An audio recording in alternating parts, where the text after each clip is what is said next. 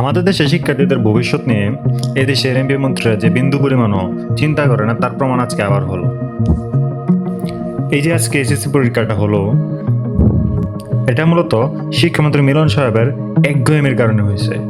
উনি ইচ্ছা করে অথবা জোর করে ধরা যায় এই পরীক্ষাটা নিয়েছেন।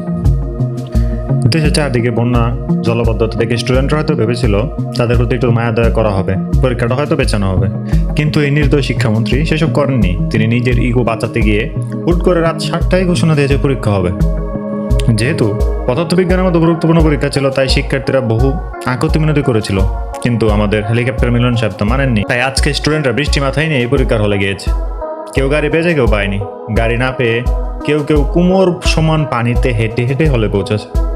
হাঁটতে গিয়ে এক পরীক্ষার্থী মেয়ে বারবার পড়ে যাচ্ছিল, তার ইউনিফর্ম প্রবেশপত্র সবকিছু ভিজে যাচ্ছে, কিন্তু তবুও সে উঠে দাঁড়াইছে। কেন? তার পরীক্ষা দিতে হইব। তারপর পরীক্ষার পুরোটা সময় জুড়ে ভেজা শরীর নিয়ে, ভেজা প্রবেশপত্র নিয়ে কাঁপতে কাঁপতে ওরা এই পরীক্ষাটা দিয়েছে। এই পরীক্ষার সাথে শত শত স্বপ্ন জুড়ে থাকে, পরিবারের স্বপ্ন, বাবা মায়ের স্বপ্ন, ওদের নিজেদের স্বপ্ন। নাটোরের আরেক ছেলে মাত্র 15 মিনিট দেরি করে তাকে হলে ঢুকতে দেয়নি। ছেলেটার বাবা নেই, মাটা অসুস্থ। ছেলেটা কেঁদে কেঁদে স্যারকে বহু আকুতি মিনতি করেছিল, বলেছিল বৃষ্টির কারণে বাইরে গাড়ি পায়নি। কুমুর পর্যন্ত পানিতে হেঁটে আসতে গিয়ে তার একটু দেরি হয়েছে, প্লিজ স্যার ঢুকতে দেন না। কিন্তু তাকে ঢুকতে দেওয়া হয় নাই। ছেলেটার এই বছরের পরীক্ষাটা বাতিল হয়ে গেছে। না জানি কত স্বপ্ন ছিল ছেলেটার, না জানি তার অসুস্থ মাটারও কত স্বপ্ন ছিল। চট্টগ্রামের আর এক মেয়ের ঘর বাড়ি, গরু ছাগল সবকিছু ভাসিয়ে নিয়ে গেছে। ঘরে বিদ্যুৎ নাই, খাবার নাই, পানি নাই। মেয়েটা চোখের পানি মুছতে মুছতে বলছিল, আমার অনেক কষ্টে আছি, আমার বই ভিজে গেছে। কথাগুলো বলতে বলতে মেয়েটা কাঁদতেছিল।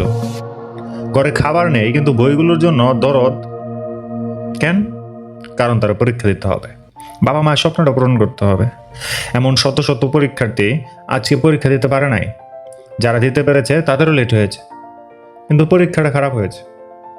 কারণ বন্যায় ভেসে যাওয়া ঘর বাড়ি আটকাতে গিয়ে পড়ার সুযোগটাই তো পায়নি ওরা। পদার্থবিজ্ঞান পরীক্ষার নাম্বার বুয়েট সহ সব ইঞ্জিনিয়ারিং অ্যাডমিশনের প্রভাব ফেলে। 90 নিচে নাম্বার পেলে আবেদনটা পর্যন্ত করা যায় না। এই কারণে বহু স্টুডেন্ট সুইসাইডও করে। অথচ আজকে ওরা এমন কঠিন পরিস্থিতিতে পরীক্ষা দিয়েছে যে পাশ করাটাই ওদের জন্য একটা যুদ্ধ। এখন না জানি কতজনের অ্যাডমিশনের স্বপ্নটা নষ্ট হয়ে গেছে।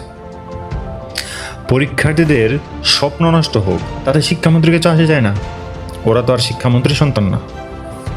শিক্ষামন্ত্রী ঠিকই তার মেয়েকে কোটি কোটি টাকা খরচ করে আমেরিকার জন জে অফ ক্রিমিনাল জাস্টিসের কলেজে পড়িয়েছে। আমার নাম উচ্চারণ করতে গেলে তাৎ পারতেছে। তো এই কলেজে শুধুমাত্র পড়াশোনার খরচ হয়েছিল 1,81,584 মার্কিন ডলার, যা বাংলা টাকায় প্রায় 2,25,00,000 টাকা।